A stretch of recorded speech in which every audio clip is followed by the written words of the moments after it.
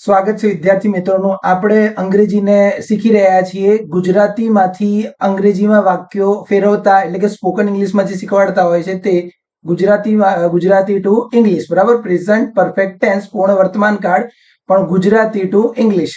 હવે ગુજરાતી ટુ ઇંગ્લિશની અંદર આપણે ધારો કે આપણી જોડે એક વાક્ય છે પૂર્ણ વર્તમાન કાળનું છે. તેઓ ઘણી વખત રાજસ્થાનની મુલાકાત લઈ ચૂક્યા છે, બરાબર. ધારો કે આપણે ગુજરાતીમાંથી અંગ્રેજીમાં વાક્યને ફેરવીએ તો પહેલા તેઓ એટલે ધે, પછી ઘણી વખત એટલે સેવરલ ટાઈમ્સ, પછી રાજસ્થાન નામ છે રાજસ્થાન, અને મુલાકાત લઈ ચૂક્યા છે એટલે પૂર્ણ વર્તમાન કાળ છે એટલે આવશે હેવ વિઝિટેડ, બરાબર. કાં તો હેઝ વિઝિટેડ કાં તો હેવ વિઝિટેડ. આપણે ધે છે અહીંયા આગળ એટલે આપણે આવશે હેવ વિઝિટેડ. ઓકે, ચલો આને ખાલી ગોઠવવાનું. કેવી રીતે ગોઠવવાનું? સૌથી પહેલા શું આવવું જોઈએ? સબ્જેક્ટ આવવું જોઈએ. તો વાક્યમાં સબ્જેક્ટ શું છે? ધે. એના પછી શું આવવું જોઈએ? હેઝ, હેવ અને ક્રિયાપદનું ભૂતકૃદંત. તો એના પછી આપણે હેઝ હેવ આવી રહ્યું, હેઝ હેવ અને ક્રિયાપદનું ભૂતકૃદંત. તો એનો પછી આનો વારો આવશે હેવ વિઝિટેડ. એટલે પહેલા લખીશું કરતા એટલે ધે, એની જોડે ક્રિયાપદ હેવ વિઝિટેડ, અને પછી બીજું બધું વધારાનું જે છે રાજસ્થાન સેવરલ ટાઈમ્સ. ઓકે, એટલે વાક્ય પૂરું આપણું ગુજરાતીમાંથી અંગ્રેજીમાં. એક બીજું વાક્ય એવી રીતે બનાવતા શીખીએ. તેણે એટલે છોકરો છે એવું સમજીએ તો હી 5 વર્ષ સુધી એટલે લખીશું ફોર 5 years. અંગ્રેજી એટલે લખીશું ઇંગ્લિશ, અને અભ્યાસ કર્યો છે એટલે લખીશું હેઝ સ્ટડીડ. હેઝ સ્ટડીડ, બરાબર. પૂર્ણ વર્તમાન કાળ છે, હેઝ સ્ટડીડ. ઓકે, હવે આને ખાલી ગોઠવવાનું બાકી રહ્યું. સૌથી પહેલા શું લખવાનું? કરતા. પછી શું આવવું જોઈએ? પછી આવી રહ્યું હેઝ અને હેવ અને ક્રિયાપદનું ભૂતકૃદંત. પછી શું આવશે? Has studied. આપણા વાક્યમાં છે જ હેઝ સ્ટડીડ, એ લખી નાખવાનું. પછી ઇંગ્લિશ, અને છેલ્લે આવશે ફોર 5 years, એટલે કે તેણે 5 વર્ષ સુધી અંગ્રેજીનો અભ્યાસ કર્યો છે. આગળના વાક્યો વાંચીએ. મેં અમારું હોમવર્ક પૂરું કર્યું છે. I have finished.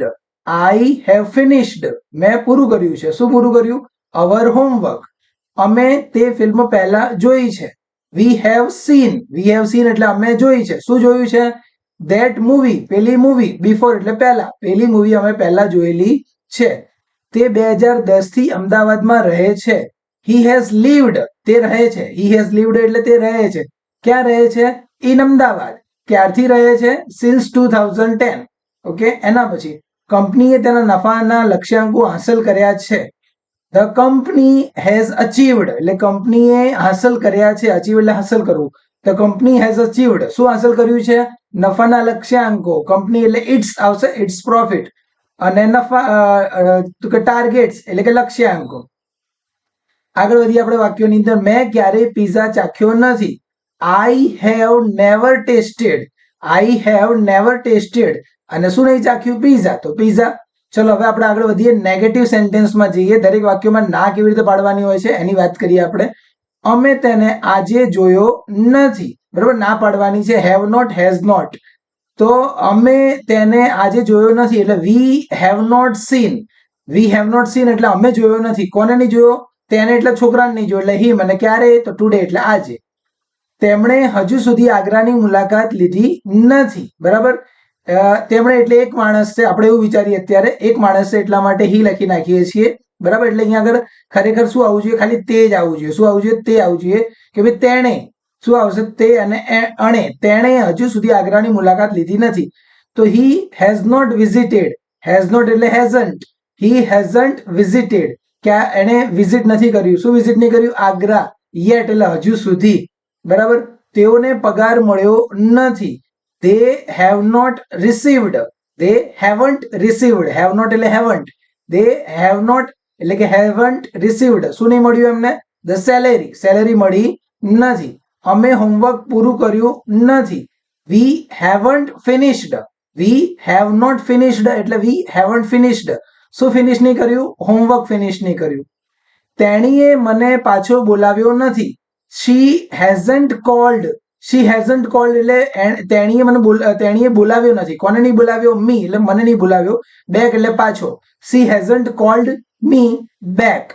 એના પછી બસ સમયસર આવી નથી. the bus hasn't arrived એટલે કે આવી નથી. the bus hasn't arrived આવી નથી. on time એટલે સમયસર. રેસ્ટોરન્ટે લંચ પીરસ્યું નથી. the restaurant hasn't served. બરાબર. The restaurant hasn't સર્વડ. એમને સર્વ કર્યું નથી. શું સર્વ નહીં કર્યું? લંચ એટલે કે ભાઈ લંચ બપોરનું જમવાનું પીરસ્યું નથી. ચલો પ્રશ્નાર્થ વાક્યોની વાત કરીએ, ઇન્ટ્રોગેટિવ સેન્ટેન્સની વાત કરીએ આપણે. તો હેઝ હેવ ને આપણે શરૂઆતમાં લખી નાખીશું. શું તમે તમારું હોમવર્ક પૂરું કર્યું છે? તો ખાલી આપણે યુ હેવ લખતા હતા ને, ઊંધું લખવાનું, હેવ યુ લખવાનું. શું લખવાનું? Have you. આપણે પહેલા શું લખતા હતા? પહેલા યુ અને પછી હેવ. હવે આપણે ઊંધું લખીશું, હેવ યુ. તો હેવ યુ ફિનિશ્ડ? શું તમે પૂરું કર્યું છે? શું યોર હોમવર્ક? શું તમે તમારું હોમવર્ક પૂરું કર્યું છે? શું તે ક્યારે અમદાવાદ ગયો છે? તો આપણે શું લખતા હતા પહેલા? He has. પહેલા આપણે એવું લખતા હતા, પહેલા હી લખતા હતા અને પછી હેઝ લખતા હતા, પણ આ તો પ્રશ્ન પૂછીએ છે એટલે ઊંધું લખવાનું. Has he ever bin two Ahmedabad? શું એણે એ ક્યારે અમદાવાદ ગયો છે? બરાબર. અહીંયા આપણે ગોન બી લખી શકીએ અને બીન બી લખી શકીએ. બરાબર, બે શબ્દો છે આપણી જોડે. એના પછી આગળ વધીએ. શું આપણે પહેલા માળે છીએ? શું આપણે પહેલા મળ્યા છીએ? પહેલા માળે ની પહેલા મળ્યા છીએ.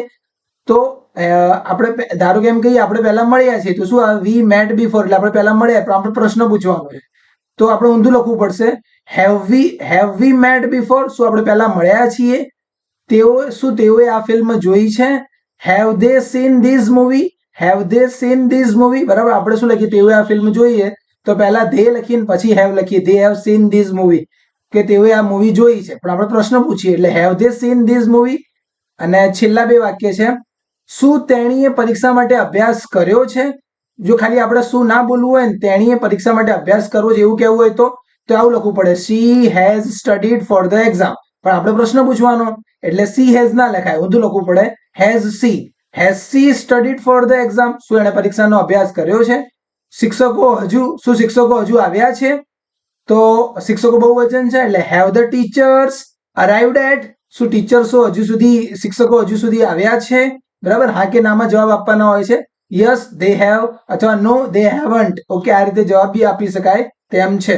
બરાબર. શીખવામાં મજા પડી હશે અને ગુજરાતીનું ઘણું બધું અંગ્રેજી કરતા પણ આવડી ગયું હશે. વિડીયો લાઈક કરવાનું બાકી, જરૂરથી લાઈક કરી દેજો. ફરીથી મળીશું, ભણતા રહીશું.